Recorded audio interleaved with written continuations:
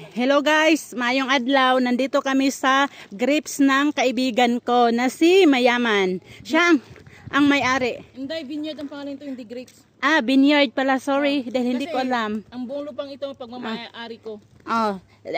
Binigay ng biyanan niya. Napamana po sa akin. Dahil yung biyanan niya malapit nang mag-fly away. Uy, Uy, simbang ko.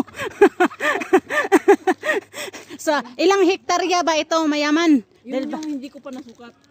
Isukatin mo nga para alam natin. Kailangan niya ng jugay. Pero pasok ka dito, libre. Libre lahat yung mga kaibigan niya. Pamana lang to sa akin.